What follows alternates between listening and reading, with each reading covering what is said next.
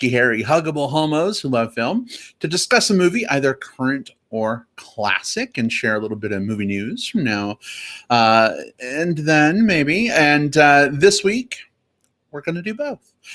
We actually are going to celebrate the 40th anniversary of another historic film. Over the last few weeks, we've celebrated Jaws, we celebrated Friday the 13th, and this week we're going to be celebrating 9 to 5, starring Dolly Parton, Lily Tomlin, Jane Fonda, and more. We're also going to be dishing up a little bit of movie news in the form of talking about some trailers that came out of the DC event that happened over the weekend. So lots to talk about, lots to discuss, but before we can do any of that properly, let me introduce you to my wonderful, fantastic, incredible, amazing, add in other adjectives that describe their astoundingness, co-hosts, and those wonderful guys are Jim Pugliafco. Welcome to the show, babe. How's it going? It's going pretty good. Thanks, babe. Glad to finally get to this point of having some movie fun with you guys and doing the podcast. So welcome, everybody. It's going to be fun. I agree. And Will Lindis is with us as well. Welcome, Will. How are you? Hey, Brad. Actually, I'm feeling husky, hairy, and huggable tonight. And, yep, still homo. So it checks. It all checks out. Well, as long as the 4 H's of the gay bear movie loving not so apocalypse come together in a peaceful way on our show's airtime, I suppose we're doing pretty good, right? With our powers combined, we are MBP. Oh God. I just had this flashback to Matee from Captain Planet going, heart. Hey, heart's important. Heart's important. Heart's what, it's the fifth element. It is the fifth element. Spoilers for the movie Fifth Element. Oh, is that what that movie was about? I think so. They're basically summoning Captain Planet in the future. I guess so. Hey, Peter Levins is with us in the live chat. Hey, Pete, husband of our very own Magic Mike Levins from the Real Gay Movie Show, who's been on our show a few times. Hey, Pete. Pete, great to see you. He says, oh God, is this spoiler free? Pete, that is a fantastic question. We are going to chat about a 40-year-old movie. So, Jim, Will, spoiler free, spoiler section. I think we're gonna spoil this one right through 9 to 5. Yeah, but here's the thing, though. Yeah. Like, this isn't a movie where I don't know. I don't know if spoilers are going to make a big difference in how somebody how somebody receives this movie. That's my opinion. But I don't disagree. Yeah. Like as far as who giving gets us some killed and stuff like that, like we're not. Yeah, we're going to give that stuff away. Like which of them? Look, I'm just gonna say it up front. Okay, I'm just gonna say it up front. We're gonna get it out of the way. Pink elephant in the room. Dumbledore is Luke Skywalker's father. Yeah. Sorry. Who gets the arrow through the throat? Who gets the axe in that? Oh, that was 2 The weeks. fuck. Sorry. Yeah. What the fuck, Brad? You know what? No, not the fuck. You know what? Not the fuck. The fuck. Bye. Fuck. Bye. Bye. We'll post for a new co-host on Fiverr. It'll be great. Pete says, I was kind of being silly, but also noting that I've never seen 9 to 5. No worries, Pete. A lot of people have not yet seen 9 to 5. Several weeks ago, we did Tu Wong Fu. Thanks for everything. A lot of people hadn't seen that. It was the 25th anniversary of that movie. A lot of folks haven't seen Friday the 13th, the original film from 1980. And that's part of the reason why we're doing these retrospectives, because, I mean, over the last 100 years, there's a lot of fucking really good movies out there that a lot of people haven't seen. So it's fun to kind of go back, revisit some of those. And, Pete, if it sounds like fun as we're talking about it, maybe you'll go check it out. Not to tip my hat too much. I put on a hat just so I could do that joke on camera. But it's pretty worth watching. FYI. We've got Tony Gonzalez in the live chat with us as well. He says, hi, guys, and gorgeous Brad. Tony, thank you. That's very sweet of you. I appreciate the compliment. Before we get to our movie discussion, though, a couple things that we want to talk through coming out of the DC event over the weekend. But before we get to that even, guys, breaking news from Harkins Theaters. I just saw on Facebook, because, everybody gets their news from Facebook these days. Harkins Theaters is reopening all of their theaters here in Arizona, which is like the number 4 hotspot for, COVID in the world right now. And I understand Alamo Draft Houses are opening all over the place. AMC theaters are opening. Are you guys ready to return to movie theaters? Is this good news, you think? Well, I know opinions are going to vary on this, but for me, the answer is fuck no. I am not going back into a movie theater right now. I'm just not. I don't care really what movie is playing. I don't care if they come out with a sequel to 9 to 5. I'm not fucking, I'm not going back to the movies, to a movie theater. Now, don't get me wrong. I really, really miss going to movie theaters. I mean, it's been part of our lives for like how long? Like going to the movies, like, 1, 2, or 3 times a week, right? Maybe more in festivals. I mean, just kind of that thrill of like walking into a movie, sitting down and seeing a film that the sense of discovery, the smell of the popcorn, and just everything, the big screen, the sound, and seeing it with an audience. And I don't know, the way they've got it, the way they're rolling this out. Number one, I just think it's too early. Even if they do take the precautions, which I know that some of them are supposedly taking precautions, I just don't see it as the right time for me. So I'm going to leave it there. I'm sure we'll talk more about it. But What do you guys think? I don't even think it's a matter of if they, supposedly are not taking precautions. I have every belief that a lot of the theaters are in good faith, doing the best that they can to try to get things open in what they would consider, like, the safety measures they're rolling out and all of those things. I have no doubt that they're sincere in what they're doing. That said, I don't think they adequately cover, I guess, the reality of the situation.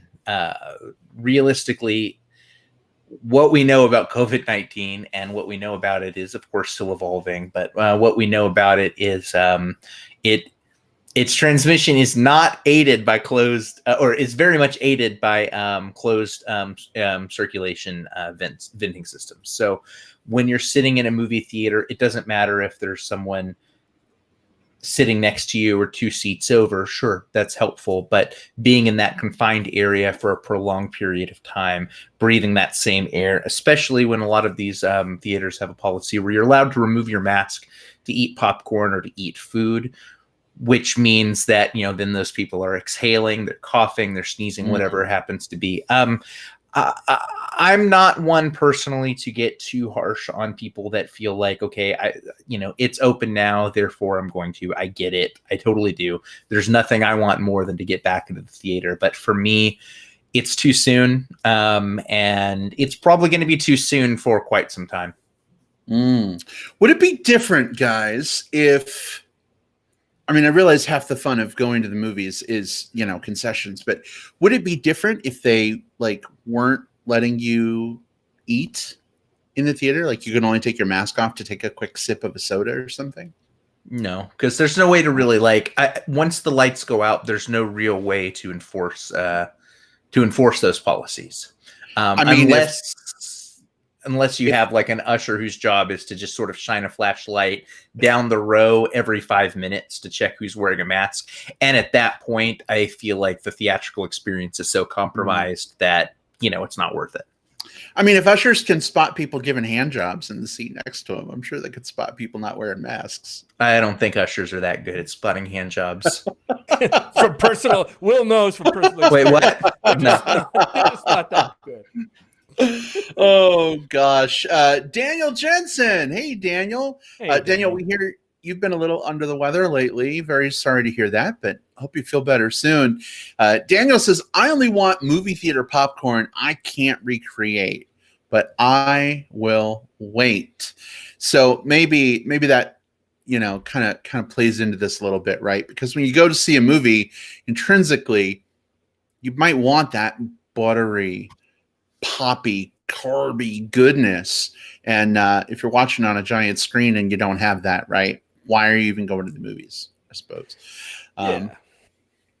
Brad, you haven't told us where you come down on this issue. Oh, I've already been back to theaters like 5 times at the. No, that's right. That's right. Well, by the theater, I mean our projector room where we make up fake movie tickets and pop our own popcorn for funsies. It's too early. I don't know what kind of cleaning you could do of the air itself to try and make it safe at this point. Not only that, but a friend of ours and a friend of the show, actually, Russell, was talking about, and I'll leave his last name out because he works for a theater chain. I don't want to get him in trouble. But he was talking earlier on Facebook about how when he works for a theater, and even with their stringent cleaning practices, they still have to turn those theaters around super, super fast before the next group comes in. And I'm like, if I'm with a 4-person crew whose job it is to clean a 300-seat auditorium, how deeply do you think those seats are being wiped down and sanitized? I've gone to the movie theater and everything looks clean, but then I put my hand in my cup holder to put my keys in the cup holder, and it's wet and sticky inside the cup holder, right? I think you need a couple of hours and a 20-person crew after each screening, just to sanitize all the surfaces, much less the air issues.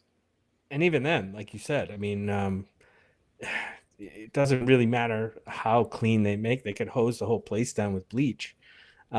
First of all, that's impractical, but secondly, all it takes is one person who doesn't even know they're carrying a virus or whatever, to take their thing down to make a drink, and they breathe out these particles, and the air conditioner is blowing across the row. That's gonna potentially carry that get out there.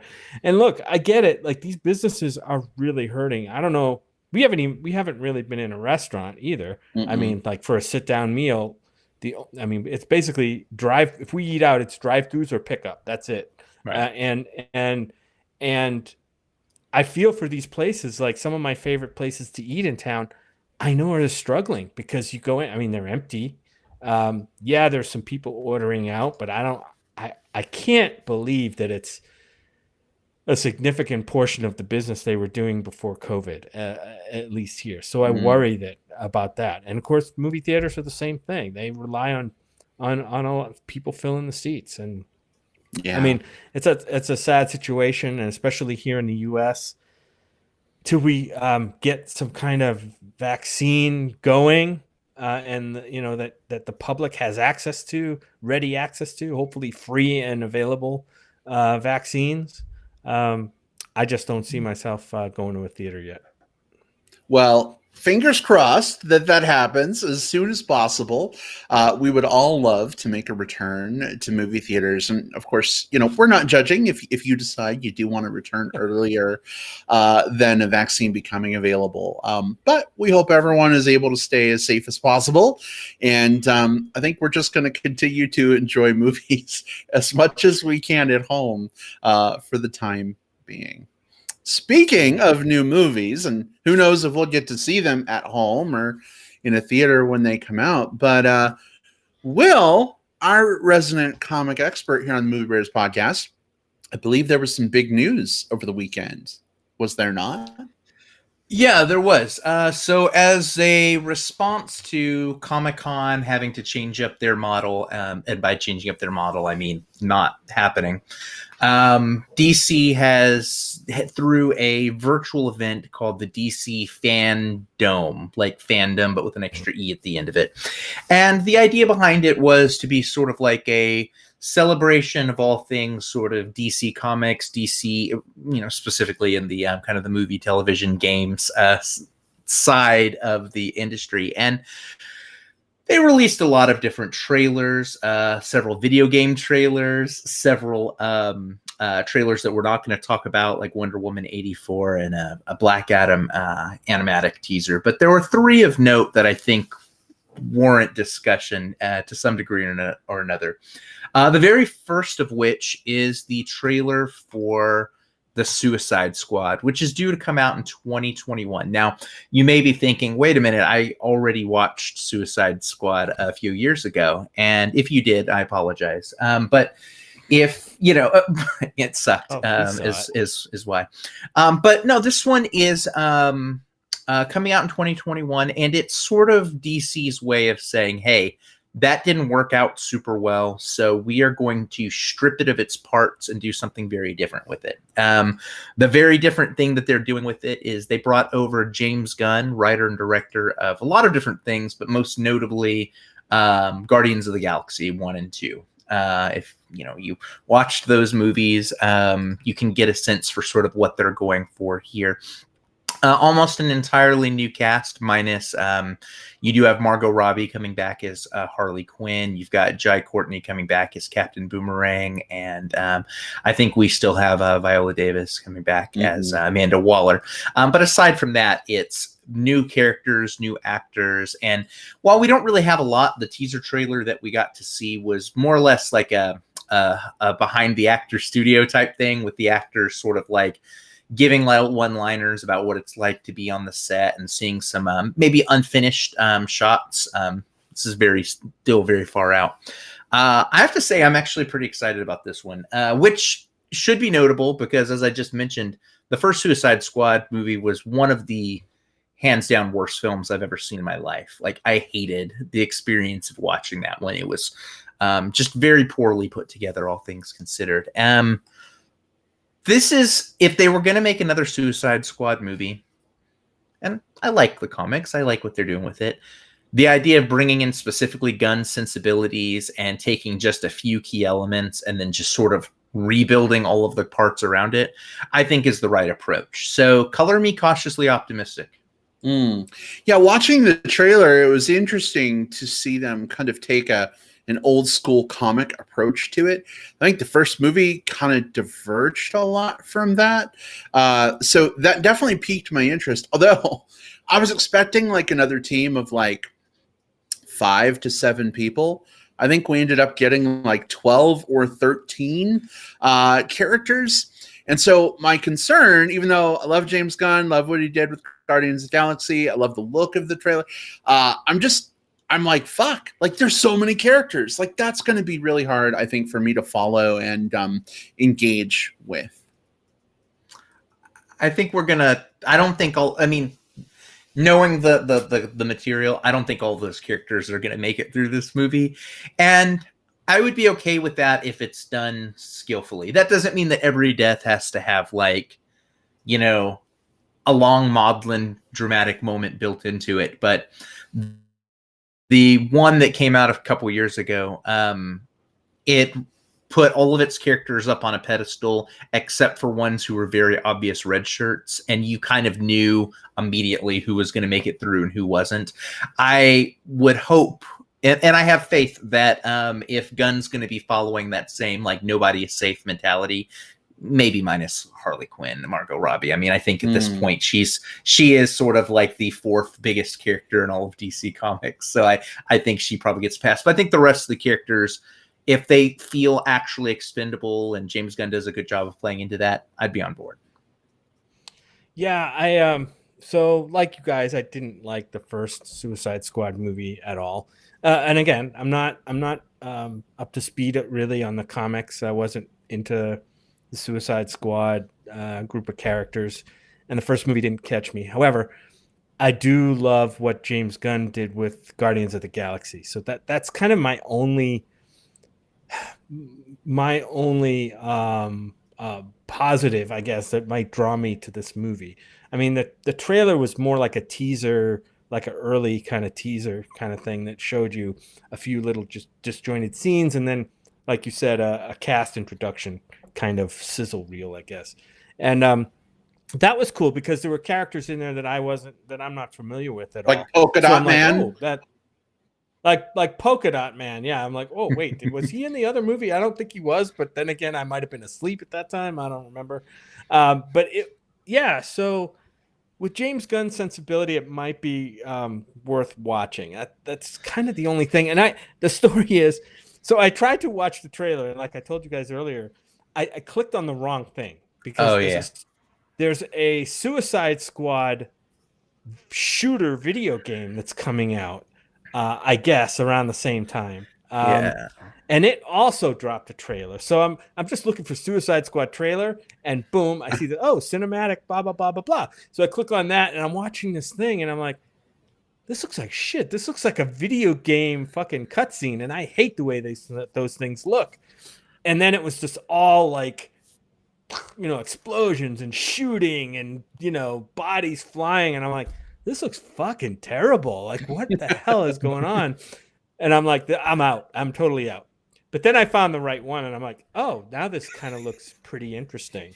It's at least got some characters. James Gunn is talking about it. So yeah, I get, of course I'll watch it with you guys. Whether we're watching it at home by then or hopefully in the movie theaters by then. Speaking of by then, the Suicide Squad is technically slated for August 6th, 2021, but we are in a global pandemic. Dates mean nothing. We'll watch it when we watch it. Right. It's only a year from now, right? Who knows how long that is in pandemic time. Next trailer I want to shift over to, I'm going to jump ahead one just because I think this one is one we can maybe bank a little bit of time on. We'll see, maybe not. We got to see a trailer for Justice League, the Snyder Cut. As you all remember, famously, Justice League came out. It was also not very good, but there was some controversy at the time because Snyder had to leave the project at the time because of a family emergency, and Joss Whedon came in and did some pickup shots, and the number is sort of up for debate, but somewhere between like a quarter and a third of the movie was more than likely Whedon's footage spliced together with what Snyder did, and it became a very tonally complicated thing. So now the internet demanded the Snyder Cut, and HBO Max threw like $30 million at it. And so now in 2021, HBO Max will have the Snyder Cut. We got to see a trailer for it, which was, a lot of footage of Justice League, some of which we've seen before, some of it just the same thing from a different angle. Now slowed down with the Hallelujah song put behind it. So I'm not excited at this at all. I kind of struggle where it's bizarre to me, honestly, that people look at Zack Snyder, a guy who has more bad movies under his belt than good by a pretty wide ratio. And people have looked at that and said, you know what? All that footage on the cutting room floor, all that footage he didn't get, secretly, this guy who doesn't know how to make good movies, that's where the good movie was hiding this whole time. So now we're going to actually get a good movie out of it. Question. Could you be any Snyder about your thoughts? Believe me, I can be. So this is, the internet outlash on it was honestly kind of gross in places. The trailer doesn't excite me, and I don't know that I necessarily want to see another swing at a bad movie, because I think that Snyder would have to be a fundamentally different filmmaker than he is to turn what Justice League was into something that I would want to watch. That's just me, though. You guys might be more optimistic. Brad, I'm going to let you go first on this one. No, I'm not. I mean, I watched the trailer and I was like, oh, look, like some different footage. Okay. And it seems like it's trying to fashion a new narrative. Obviously the big CGI big bad is still the big bad of this movie. Rockman. But Fiery Rockman. Yeah, there just wasn't enough I don't know, to spark my interest that much. And I think it's hard for me too, because I didn't like Justice League that much. There's a lot of baggage that comes from seeing the first film. Well, I mean, seeing the film that came out previously. I don't know if I'm going to be able to divest myself of that baggage and try and approach this movie, with a clean slate and maybe give it the due that I would have if Snyder's version had come out first. And I think that's unfortunate. As much as we joke on the show about like Snyder's penchant for like muted colors and certain stylistic touches, I think there were some glimpses of some really good things in Man of Steel, for instance. And I love the Aquaman character, but that's because he had his own movie afterward that I really enjoyed. So for me, this just feels like a giant meh. I might check it out, but I also understand it's like 3.5 hours long or something. And I think it's going to take me like 3 days to get through it, if that's the case. Yeah, So this is an interesting phenomenon, right? That we're even getting this movie up against a movie that didn't perform so well. I think it was a big disappointment to a lot of people. Yeah. For me, I mean, seeing it as just another superhero movie, it had some big issues. Don't get me wrong, but and if they can put a different narrative behind this movie and show us something a little new, maybe I'll be okay with it. I don't know. Remains to be seen, but it is going to be interesting that, usually we think like when a bad movie comes out, but it's going to hurt like subsequent movies, like sequels or whatever that might come after it. This is a case where I think a bad movie before this one might actually help, might actually help the success of this movie, because it depends on the marketing. Like if there's enough new in here and, kind of like another chance to make what was a mediocre to bad movie something different and something more exciting. I don't know. It could work. Yeah. I don't know. I think of it like Superman 2. We reviewed Superman movie. Yes. A couple months ago on the show, and we talked about how Superman 2 was taken away from the original director. It only used like 30%, I guess, of his footage. They shot new stuff, And so the Richard Donner cut came out, 25, 30 years later, and they reused the Donner, footage that was shot, but not included in the film. And in that case, I felt like it made Superman 2 a lot better. A lot of the dumb stuff, like Superman being able to shoot a laser beam out of his finger and throwing the saran wrap S shield, were like totally gone. Richard Lester, who's the director who replaced Donner, added those things in. And so, I don't know, Jim, hearing you talk about it like that, I don't know, makes me think of that and maybe gives me marginally a little more hope. But at the same time, I haven't been a big fan of Snyder's other films and his work in this universe prior to this anyway. So, God, I don't know. This is hard. Yeah, and it's probably a sound business decision, because for reasonably low amount of money, $30 million, which when you're talking about like, big studios, throwing an extra 30 mil or so isn't the end of the world. Mm-hmm. When we're in a spot where a lot of productions on other films has slowed or halted, it becomes a pretty financially viable thing to say, well, we want some new content to make this new streaming platform, HBO Max, have a bit more of a heft to it. Let's put this thing that people say they want. And it also makes them a little bit critically foolproof too, because at the end of the day, if people don't like it, they're just going to say, well, You know, people didn't really like the first one and you didn't give this one a shot. And if people really do like it, then they're going to be able to say, hey, look, we took a chance on something and it worked out. So I think this is a win-win situation for HBO.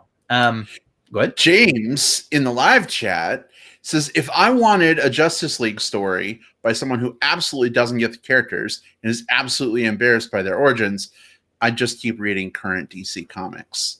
Will, what do you think about that? Fucking burn. I don't disagree. I mean, I've sort of ducked out of DC Comics for a bit. I do a thing with DC Comics where about the time that they start to frustrate me, I step away for a bit and then I come back when they have their next like writer shuffle. And so I'm currently on DC and I are currently seeing other people. Well, you may have stepped away from the comics for a little while, but I believe there's one more trailer you wanted to bring up. There is, and I think this is the one that this is sort of the big daddy of the trailers from this one.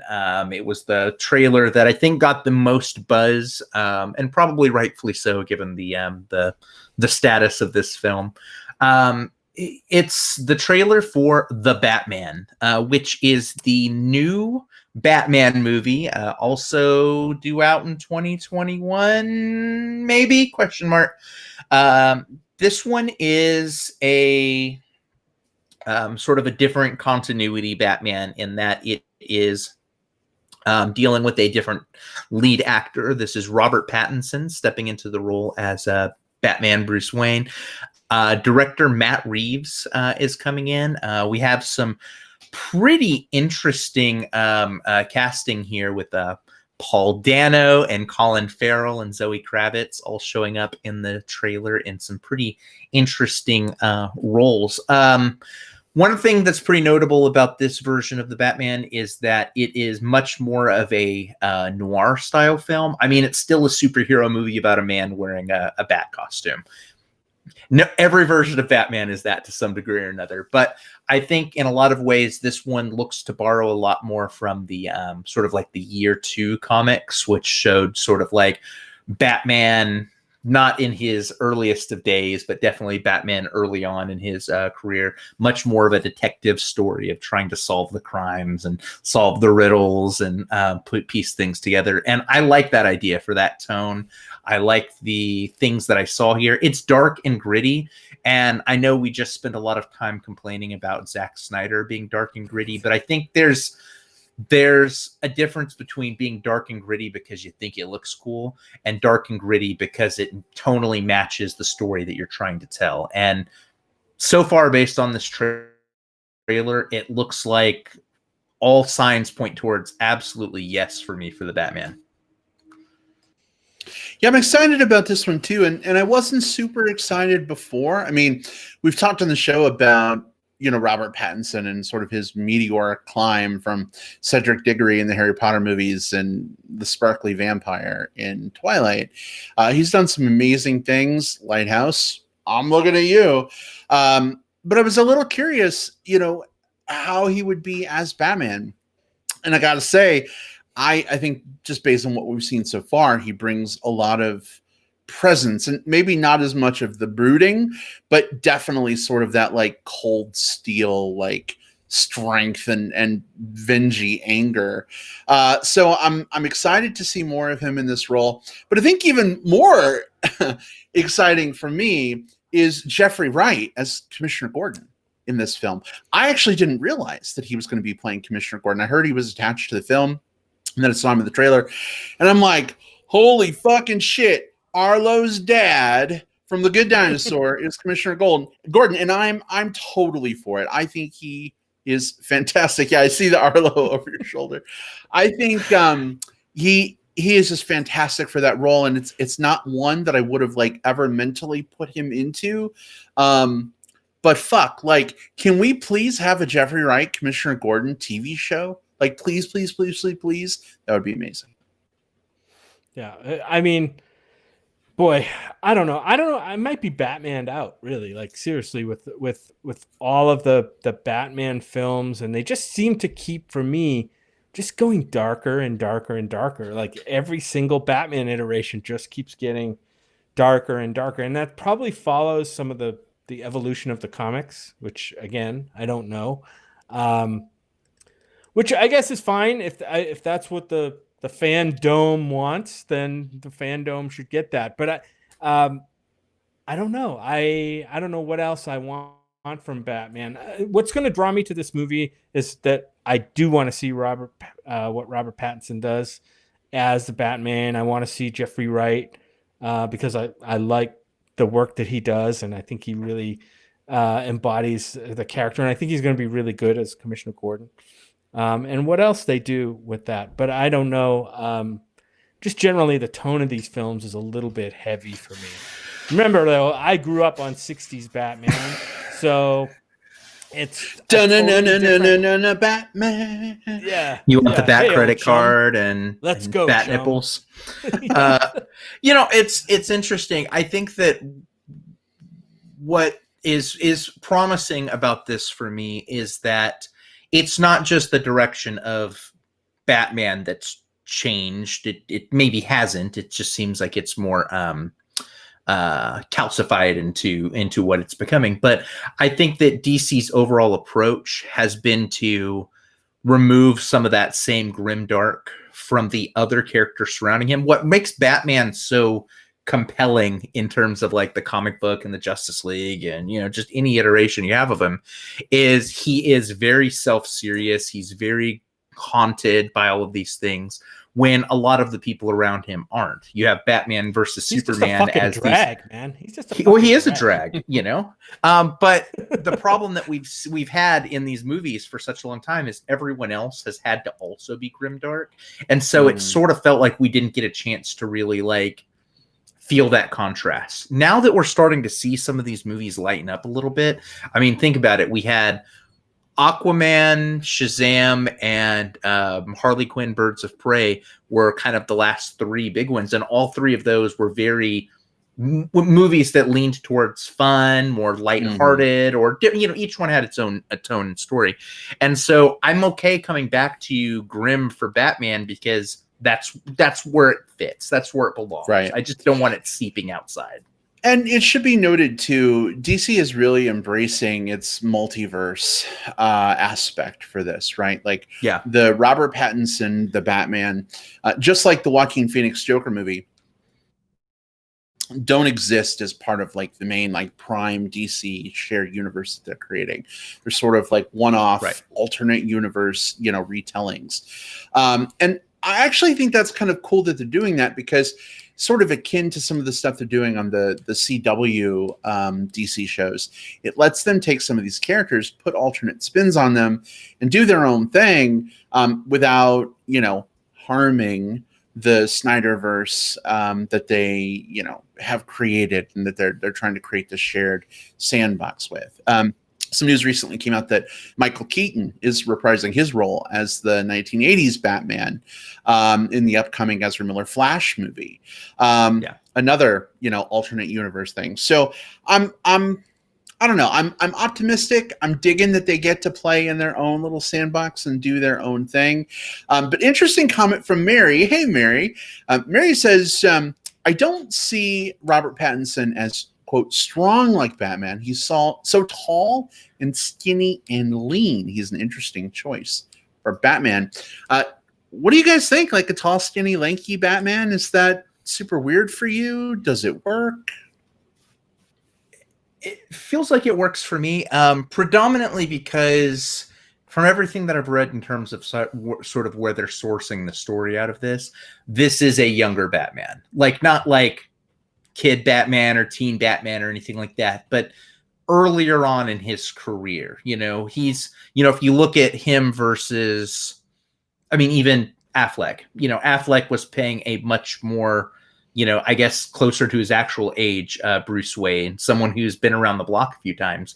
Whereas this is at least again, just from the trailers, looks like a Bruce Wayne who is still very much battling some demons and figuring out how to make his place in a world that is, quite lethally insane.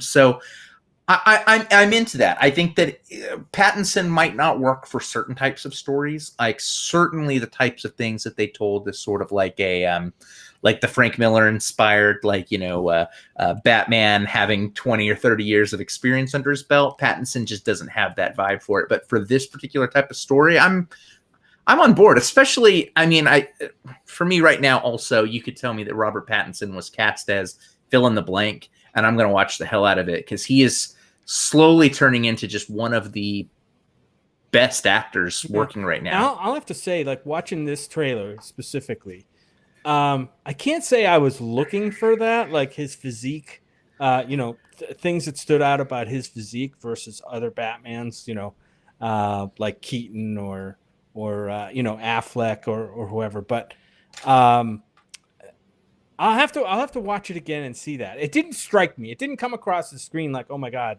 Batman's skinnier. But it may be. Obviously, the actor is not, in real life is not as big as a Batman. But there's a lot they can do with costume and special effects to kind of offset that a little bit and bring him more toward what we're used to as far as the stature, of Batman. Indeed. I mean, I know he was going through a pretty extensive weight training routine to bulk up a bit for the role, but he's got a small frame, man. Like, there's only so much you can do with that, in such a limited time. Mary followed up. She said, like, every time he took his shirt off in Twilight, I was like, put it back on. Mary, now that he's bulked up a bit, you're going to have to come back after you see the Batman. I'm sure we'll get a shirtless scene, and let us know if it was any better for you. We'd be interested to find out. Wow. I never did watch the Twilight series. Probably never will. But yeah, I've seen Pattinson in other films, and he's pretty slight. You're right. Yeah, that's true. Well, speaking of slight, we don't want to slight our main movie review for this week. We could probably talk a lot more about the news coming out of DC fandom. But are you guys ready to talk about some Dolly Parton, Lily Tomlin, Jane Fonda, Dabney Coleman goodness? Yes. Let's do it. All right. Excellent. Then how does it go? Stumble into the kitchen and make a cup of ambition. Stumble out of bed. Tumble out of bed. Tumble out of bed. Stumble to the kitchen. Pour myself. And then you pour yourself a cup of ambition. There we go. Yeah. All right. Well, yawn and stretch and try to come to life. Okay, Jim, we need a whole version of that from you. No, not right now. You're not getting it. Maybe later. Oh boy. All right. Well, listen, we're going to talk all things 9 to 5 coming up here in just a moment. As we mentioned earlier on in the episode, we will be spoiling the heck out of 9 to 5. This is the 40th anniversary of the film, FYI. So we feel pretty justified not having a spoiler section. It'll just be all in for spoilers. But as was also mentioned earlier, this is one of those films where, even if you know the main thrust of some of the plot points, I don't think it's going to hurt your potential enjoyment of the film. But decide as you will if you want to stick around for the 9 to 5 discussion, although we certainly hope you will. We'd love to know what your thoughts are, if you've seen the movie, if you haven't yet, if it sounds interesting. But all of that said, here we go, our discussion of 9 to 5.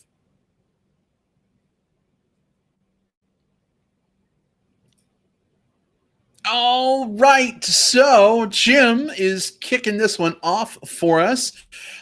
Sweetheart, this movie came out the year before I was born. Will, I'm not quite sure how old you were in 1980. Were you born yet? -2. Yeah, -2. Okay. So, Jim, you were around when this film came out. Seems fitting that maybe you talk a little bit about what was this a big film on the scene back then? What was your experience? What'd you think of the film? Take it away. Sure. As you mentioned, 40 years old. This film came out in 1980. It stars Jane Fonda, Lily Tomlin, and Dolly Parton as 3 office workers who live out their fantasies of getting even with and overthrowing their company's autocratic, sexist, egotistical, lying, hypocritical, bigot asshole boss played by Dabney Coleman. Yeah. So this movie, my history with this movie is I don't really have one. Like, yeah, I was, I certainly was young adult when this movie came out, and I just don't remember seeing it. I probably saw it in a movie theater, but it didn't make a huge impression on me. This movie was a very big movie when it came out. I think it was number 2 in box office that year, only second to a Star Wars movie. So I think Empire Strikes Back. I'm not sure which one it was. I think it might have been Empire Strikes Back. Mm-hmm. But yeah, so really popular movie because of its wide appeal, right? I think this appealed to young people, your parents, your grandparents, pretty much everybody, male, female. I think this movie was just a really wide appeal. Obviously, it was Dolly Parton's first feature screen role in a major film. She also wrote the theme song that everybody knows, and we were singing through the intro to this movie. This movie is just a lot of fun. I mean, it's kind of it's all over the place in terms of tone. It's comedic. It's a comedic movie. And I was reading about the movie, and they said that originally, as this movie was written, it was a very dark movie. Like, people did die in like the plot of this movie as they were, as written. And then it just it wasn't working, as it was coming together. They said, oh, there's something wrong. And so they rewrote a lot of this to be more of a comedy film. And I think Jane Fonda was a big, she wasn't a writer on the film, but I think she had a lot of input. And she was kind of a front runner in those years for women's rights in the workplace. And she was a big proponent of that. And she was 100% behind this film, but she was afraid that with such a serious tone, it was going to be maybe a turnoff to some people and not be able to get its message across. Because this movie has a really positive message about the value of everybody in the workforce, including women. At the time, this was at 1980, so this was kind of at the end of a phase of women's right movement called women's lib at the time, women's liberation, right? To liberate them from under the thumb of the male-driven society. And to some degree, right, that still is going on today, right, to some degree. But back then, it was called the Women's Lib Movement, and I think in the movie they even refer to that a little bit. I think Dabney Coleman, the asshole boss, definitely kind of pushes back a little bit as what he sees as harassment from, quote, women's libbers. So that was pretty interesting. I do like Dabney Coleman. He has he plays just a kind of an awful person in this movie, like really, really bad, awful person caricature. But Dabney Coleman was a really good actor, and I love seeing him in this film. The 3 leads are great. I think if I have to pick a favorite, mine is Lily Tomlin in this film. I just love her character.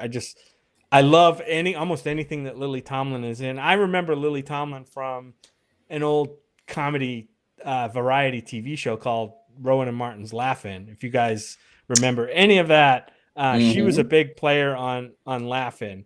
And so I like her. Of course, Dolly. Who doesn't love Dolly? Unfortunately, she always kind of plays in this movie, she does kind of play the a little bit of the, I don't know how to put this, kind of like ditzy, unaware. A little bit ditzy and unaware, and she does that sometimes in public appearance too. But we know, fans of Dolly Parton know, that she is one of the most intelligent people that you'll ever meet, and she has some really amazing opinions and insights into things. So yeah, I really, really love this movie. If Dolly Parton became president and forgave someone's crime, would that be a Dolly Parton pardon? Dolly Parton. It would just be a Dolly Parton. Dolly Parton? Yeah, Dolly Parton. Right. Will's shaking his head if you can't see it because you're listening. Dolly Parton. Yeah. Just no, Brad. Not that one. Oh man! Hey, I'd get behind a Dolly campaign right now. I would. Michael in the live chat. Hey, Michael, good to see you. Welcome. He says, ironically enough, Lily Tomlin and Dabney Coleman were back together in the Beverly Hillbillies movie. I hadn't realized that until just now, but yeah, that's totally true. And Jane Fonda and Dabney Coleman were together on Golden Pond. In case any of you have seen On Golden Pond. That's true. Or married. I think they were married, I believe, in that movie. Mm-hmm. Will, what did you think of 9 to 5? Because I know this movie came out while, we weren't on the planet yet, but it was still popular and making the rounds when we were little. Was this something that you saw as a kid or came to later in life? Yeah. So compared to a lot of the other retrospectives that we've done, this is one that I have less experience with, not no experience with, but less experience with. I mean, when we talk about horror movies, I know all those facts forward and backwards. We've doing a bunch of LGBTQ screening for Tu Wong Fu, and even like studying Jaws and like film classes in college. But 9 to 5 is the one of these four that I watched once when I was younger. I couldn't tell you how old I was when it was. It was one of those movies that I saw, but it wasn't one that like I have like a milestone to say like, oh, I was 12 when I watched that. It was important because of this, that, and the other, which is the thing that I'd watched. We did end up screening it as one of our AGLIF monthly screenings because of Lily Tomlin.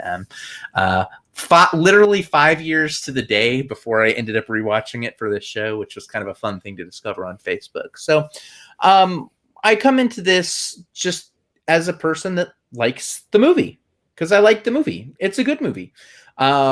I think what's good about it is the best thing about it is the strength of these three leads.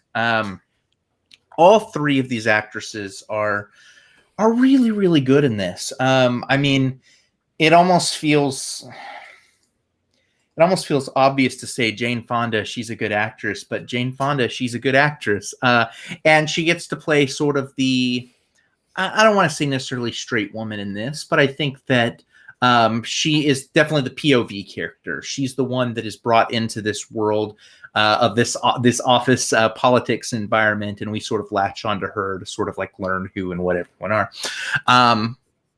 Lily Tomlin is absolutely amazing in this. She's my favorite too, Jim, mainly because she has just the best zingers all throughout this movie. Like the things just like, when Roz hands her some papers and say, you know where to stick this? And she says, yeah, I know where to stick this.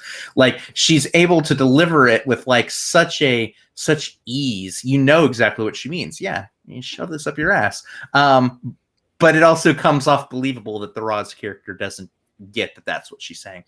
Dolly is sweet. She's amazing. And I mean, she's very pertinent right now with everything that's going on in the news with her right now, getting some blowback, which she doesn't deserve for just saying, yeah, I believe that Black Lives Matter. There's some Dolly fans who were surprised to hear that, and they can go take a very, very, very long walk off of a very, very, very short pier as far as I'm concerned. But aside from that, the movie is also very much ahead of its time. I mean, it really imagines a world, specifically an office environment, where, okay, well, what would happen if we did put women in charge? What would happen if we did say, hey, you get to make the rules? And at least in terms of this film's philosophy, and I think we're seeing that in a lot of things that bear out kind of, right now, a lot of those answers are substantially better. So I really liked this one. There are a couple of parts that don't 100% work for me as well. Not that they're bad, but like, so there's a part where all three of the leads have these like fantasy sequences about kind of what would happen, and they're cute, but they also feel like when you've already seen them, they feel like they go on for a little longer than they need to. But whatever. It's still a fun movie. It's a classic, and I'm really glad that we got a chance to rewatch it and to talk about it. Well, you mentioned this wasn't necessarily a formative film for you. Mary retorted in the chat, it's because you're a guy. It was a milestone for her, for sure, and very influential for a young lady. Not being a young lady myself, I will say maybe on the flip side of that same coin, Mary, it was influential for me watching this with my mom growing up because, as a 6-year-old kid, I didn't understand why women didn't make the same amount of money that men did. I didn't understand why women weren't getting the same jobs that men were. And so I remember having conversations with my mom, it's like 6 years old, about the glass ceiling and workplace equality and, pay equality. And so growing up, like after seeing this film, I saw it happening everywhere. Even when I got into high school, the female teachers were dissatisfied because they weren't making the same amount of money that the male teachers were. Going into college, I had a lot of female friends who were very concerned because they were women and they were entering fields dominated by men. And, I think this movie helped me to kind of see the world in a way that maybe previous generations didn't so much. And yeah, it's goofy. Yeah, it's kooky. Yeah, it's a little crazy. But I think it shined a spotlight, right, on a social issue that really needed to have that spotlight on it. And yeah, there's been lots of other things that have attempted to do the same thing, but none of them have had Lily Tomlin, Dolly Parton, and Jane Fonda doing the heavy lifting. So I love this movie to pieces. I think it's great with its social message. I'm real weird when it comes to comedy, but for some reason, this movie tickles my funny bone like crazy. Jim, I think we were watching it, and you turned to me and you were like, I don't get how you can watch all these comedy movies and absolutely hate them, but some slapstick Lily Tomlin tickles your fancy. But it did for some reason. Right.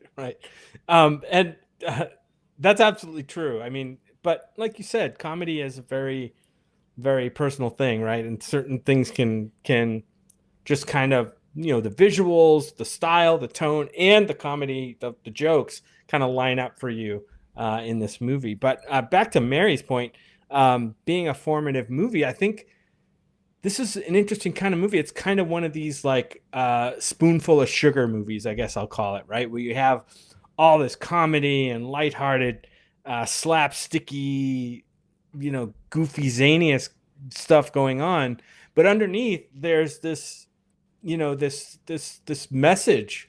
Message is a bad word, but there's kind of something to be learned here, I guess, for especially given the time that it came out, right? 1980, coming off the 70s, and it wasn't like in your face, like, hey, women are strong and they can do these jobs and they're undervalued and all this stuff. That's not what the movie was. And it was interesting that it brought such a wide audience to that point. I think it was really brilliant of the writers to be able to, kind of frame the movie in that way and still get the point across that the movie's trying to make. So I really appreciate it for that.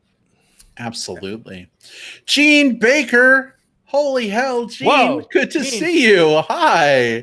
Oh, we miss Gene. He used to live in Tucson. He moved to Alaska, of all places. We haven't seen him in a long time. But Gene, look at that handsome face. It's only like 10 in the morning there right now. Something like that. Gene says, great to see my friends Jim and Brad. Gene, it's wonderful to see you too. He says, 40 years from the premiere, I feel old. I remember seeing it in the theater. I remember and love the part where Dolly's character hogties Dabney's character and kidnaps him. So funny. I agree.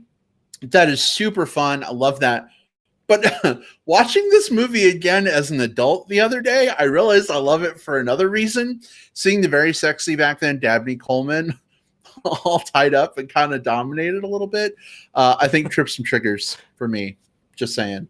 That was great. Although I just wish he would have been wearing less clothes while he was all tied up and trussed up. Would that have been too much to ask? Yeah, there were many scenes of him in the swing from the ceiling, right? In his in the chains and leather and stuff. I'm like, oh, this is pretty kinky. It's interesting. You'd mentioned the the sort of the spoonful of sugar, the tone on this one. And I think you're absolutely right on that, Jim. Like, this is a movie that I think that it makes it shouldn't be a complex issue, but unfortunately it is. It makes a very complex issue very digestible and palatable. One of those ones where it sort of sneaks the message in, and then at the end you realize, like, oh shit, that's what I just watched. And I think especially for something that came out in 1980, I think there's some genius in figuring that out. You know, they could have made this darker with some more murders or what have you, and people not making it out. And I think that would have completely undercut everything that they are trying to say here. And honestly, I don't know that it would have fit as well with these three actresses' strengths. Right. I think that what we got here was just three people who I would be really interested in seeing, because I didn't look this up, but I'd be interested in seeing how much of some of the conversational, like, back and forths, how much of that Tomlin improvised. I have a feeling a good percentage of it, and I'm okay with that, because she seems like the type of person who definitely adds to a script when she improvises instead of subtracts. Oh yeah, she joined the cast of The West Wing in its fourth season, and I know that show is like 25 years old at this point. But she was very famous on that show for just completely ad-libbing like 90% of her jokes and material. She just spouted off, and they were like, "Oh my god, that's brilliant! We got to include that." She is just such a phenomenally gifted comedian. And anything that she's in is just stellar. It's really got me wanting to go back.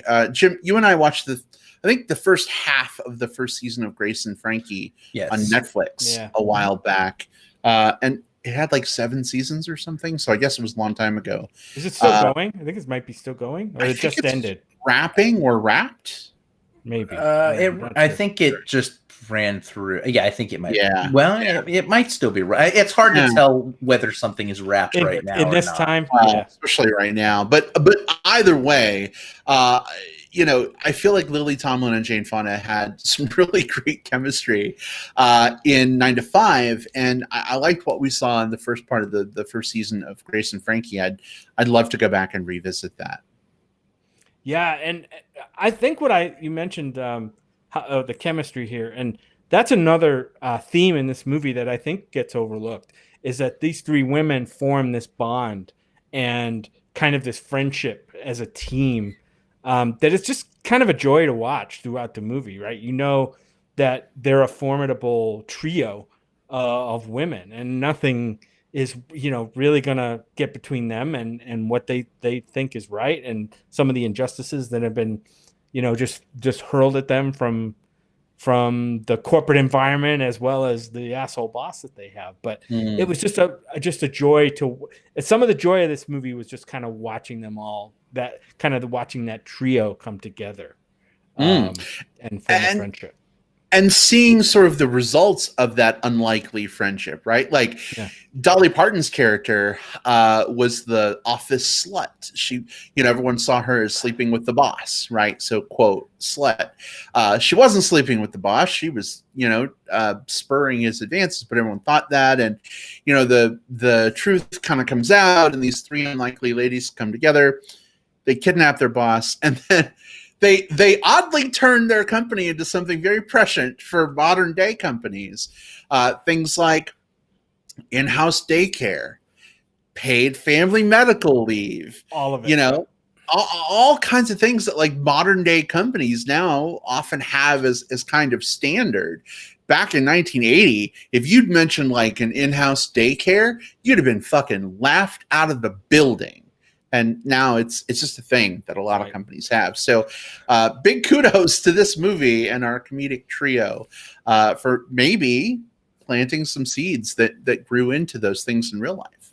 Well, especially when and you see that bleed over into the real world in a lot of pretty valuable places. Without going too deep down the rabbit hole, the company I work for has a female CEO and female COO, and they brought those sensibilities very specifically to the conventions that we would go to. And for years, our company hosted a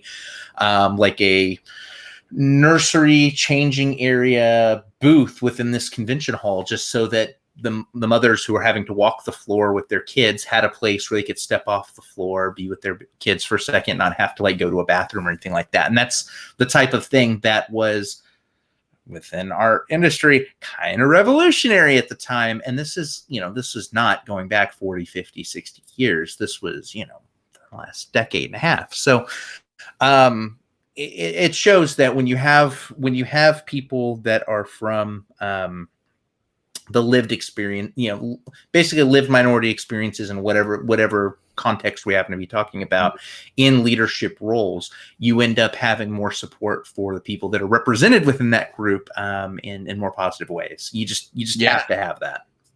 Absolutely. I think we've come so far. As Michael in the live chat, though, says, we still have room to grow, right? Equal pay for equal work, unfortunately, is still not a universal standard. We still see that inequity happening, and I absolutely think it needs to be, fixed as soon as possible. And that was the first thing that we got to see that even in this movie, all of those wonderful things that they did. Let's do this, let's do that, except for the equal pay for equal work stuff, that even within this fantasy of a movie, that wasn't even allowed to stick. Mm-hmm. Mm-hmm. It was dangerous thinking at the time that could probably only go so far. Yeah, the audience walks out. Well, Will, I know you got me when you said, baby changing station. I think you were talking about diapers, not just a place where you could bring your baby and change it for another one. So we tried one of those too, but it was weird. People kept trying to make change for their babies, just okay, mine's a little chunky. Can I bring it in for a set of twins? It was a mess. It was a mess. Was there a plastic tub labeled "Take a baby, leave a baby"? Put the baby in, get 5 20s and a 10 and 3 5s. Oh my God. That's the internet, Jim. That's just where you pay for babies. Babies for sale, but only in cryptocurrency. Right. What did you guys think? Oh, go ahead, Will. I was gonna say there was a character arc that happened in the background of this movie that I absolutely loved. It was the alcoholic who Margaret? Margaret.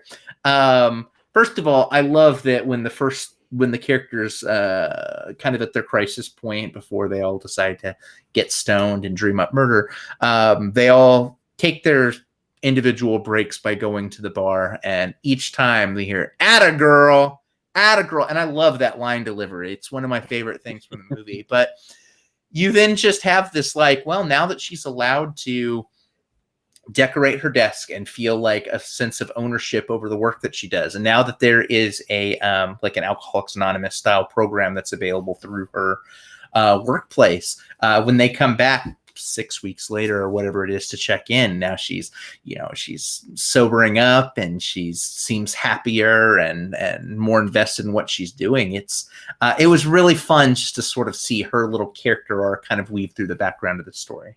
Oh, yeah, especially when the Dabney Coleman character is walking by and he's like, wait, was that the drunk? Really?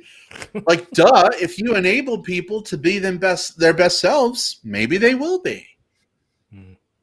Yeah, that character Margaret was played by actress Peggy Pope. Unfortunately, we lost her this year. Yeah, we did. Yeah, and she's been in a few other movies that we've seen. The Last Starfighter, a movie called Choke. I don't know if you remember the movie Choke with what's his name? Help me out. It's from Chuck Palahniuk wrote that. He's the dude that wrote Fight Club and a few other things. Yeah. I loved her character. I wanted to see more of her, but we didn't get that. But we got enough. Certainly, she got a commendable character arc out of it. Yes, she did. wonderful to see. Even characters who aren't necessarily front and center in this film still getting something, chunky and fun, endearing, and progressive to do. So I think 40 years after this movie came out, and I still can't believe it's been 40 years. Oof, that means I'm going to be 40 in February. Oh, goodness. I think we're still learning things, from this film. It still applies. So for anybody out there that hasn't seen 9 to 5 yet, I think this is a really, really fun film. I think it's worth your time. We're in quarantine. What the hell else are you going to do right now? Definitely recommend you track it down. Mm-hmm. Yep. Yeah. Seems like we're all agreed. So do it. Check it out. We've got some other plugs coming your way. We're going to go ahead and pivot and put some other things on your radar. Speaking of quarantine, if you need things to watch, maybe we can help you out. Real quick, though, Mary says, I can feel the hurricane blowing in here in Houston. The wind is picking up. Mary, please be safe. I know you have little ones. I know you have kids. Little is pejorative. I'm not sure how old they are, but when you have a kid, they're always little in your heart. Please be safe. We heart you.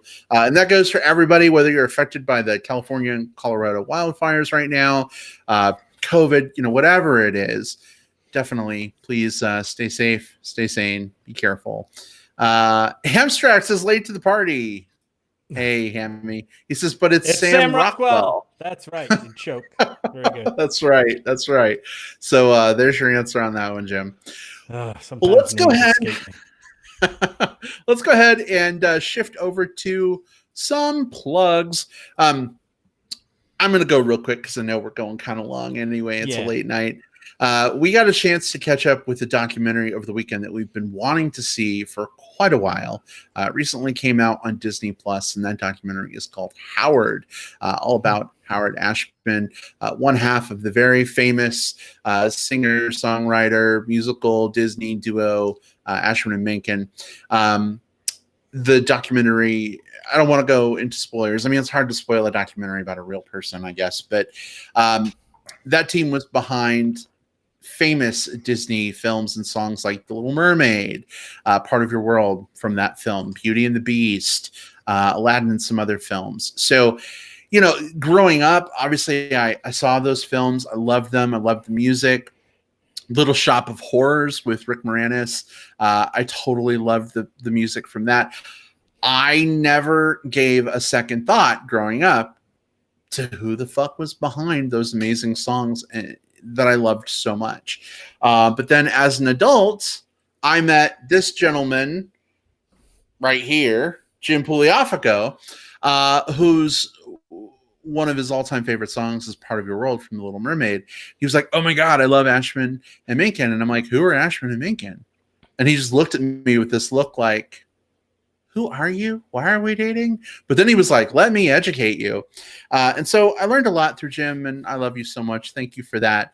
But being able to see this documentary and see all this archival footage of Ashman working with Jodie Benson, who was the voice of Ariel, him and Menken, and all the things that they were able to do and accomplish together was magical.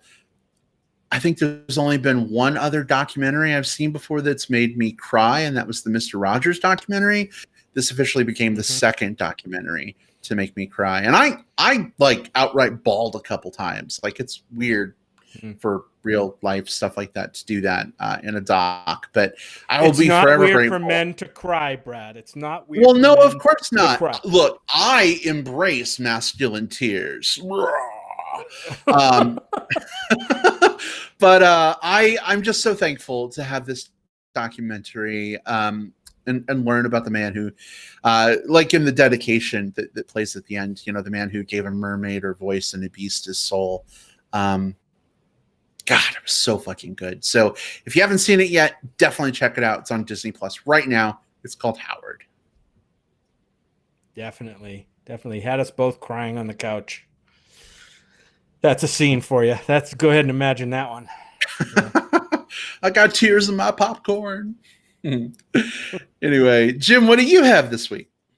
I have something totally different. It is a documentary series that's on HBO right now, if you have HBO Max. And it's called I'll Be Gone in the Dark. This is a documentary crime series about it's actually about more than one thing. It's about the investigation into a series of rapes and murders in California, starting in the 70s, I think, and going through the 80s, of the East Area rapist and the original Night Stalker. This is all one person perpetuating all these like horrendous crimes, mostly against women, but also some against couples and men in their homes. So it was horrifying. And for years and years and years, this crime went unsolved. And they talk about that. They talk about how a community of amateur folks online came together to investigate using the clues and police records and eyewitness accounts to try to resolve this decades-long mystery of who the murderer rapist was, and solve this crime. And the other story that's told is about the person who kind of pulled this all together and actually authored a book on the whole subject called I'll Be Gone in the Dark. Her name was Michelle McNamara, and she is was the real life wife of Patton Oswalt, comedian actor Patton Oswalt. So it's about her life. It's about her investigating the crime, her writing the book. It's fascinating for any fans of the whole true crime genre that's out there right now. This is a must see. It's on HBO. It's called I'll Be Gone in the Dark. It's a six part. Each part is 1 hour thing. So it's a kind of a quick binge, like a weekend binge kind of thing. You can watch on HBO. Check it out. I'll Be Gone in the Dark. Yeah, between this and Lovecraft Country, HBO Max has really come out swinging lately.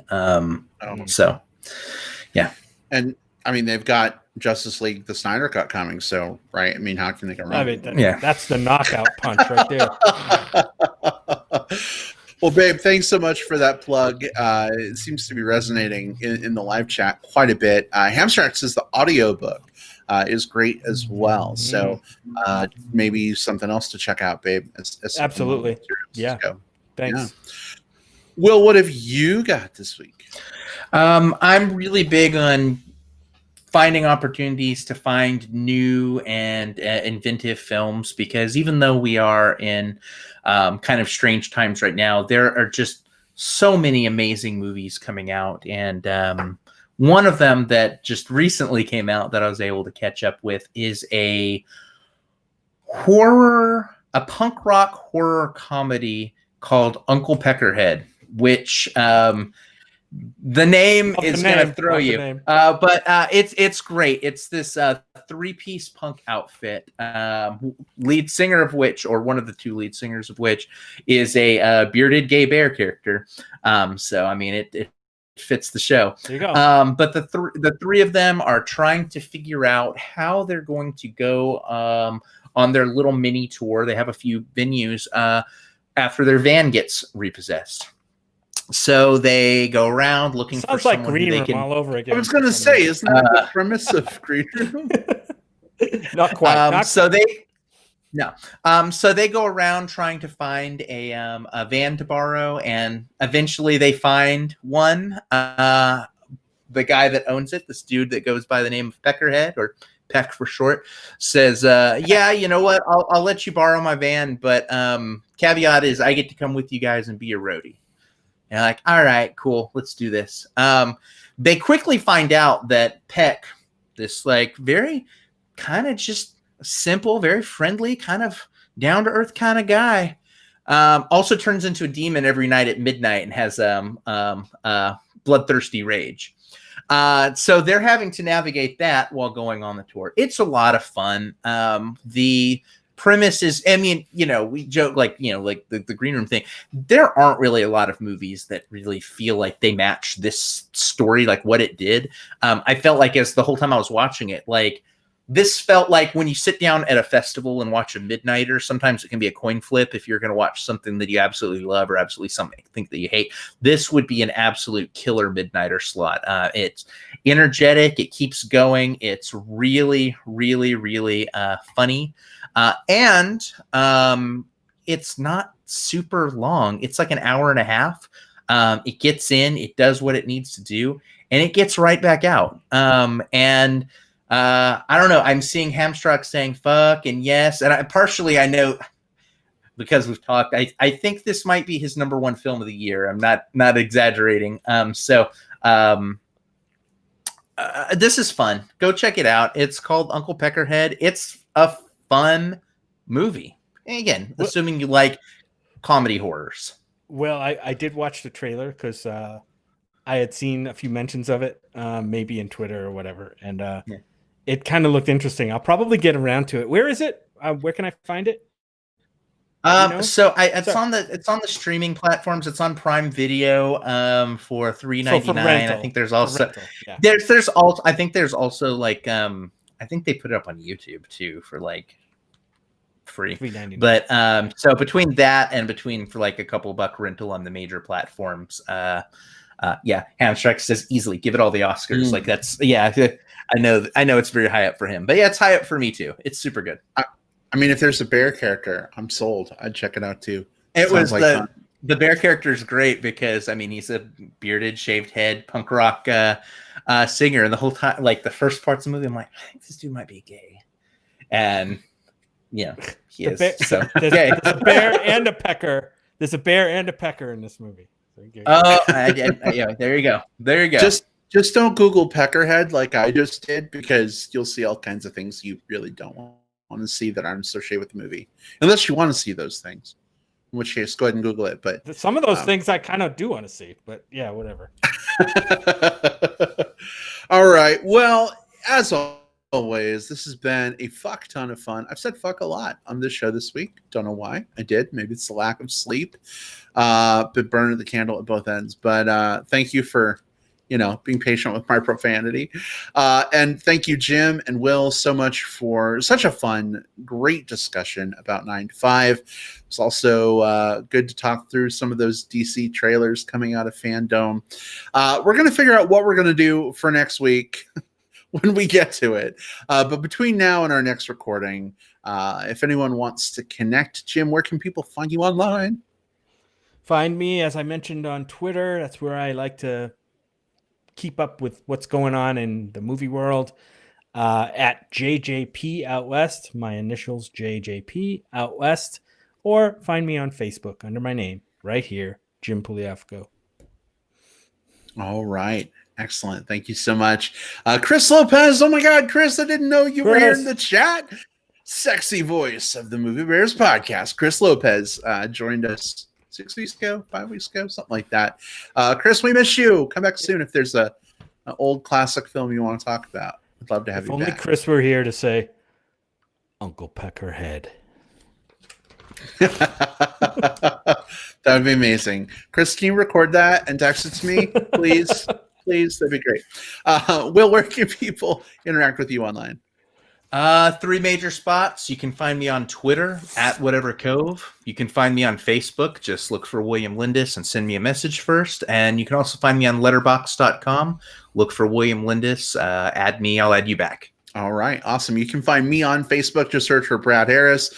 Or you can find me on Twitter at iBradPro. Same name on Letterboxd. We had a bunch of people in the live chat tonight. We didn't get to read every comment, but just so much love for all of you who continue to tune in week after week. Folks who are new to the show are popping in. So great having you with us and being part of that conversation. If you were listening via the magic of digital tape delay on Apple Podcasts, Spotify, Stitcher, wherever you access your podcasts, be sure to check out our back catalog. This is episode 377 of the Movie Bears podcast. Guys, we're coming up on 400 a lot faster, I think, than we think we are. And our 8-year anniversary. I know. And our 8-year anniversary is coming up in December, which is like a hop, skip, and a jump away. We won't think about how close the holidays are.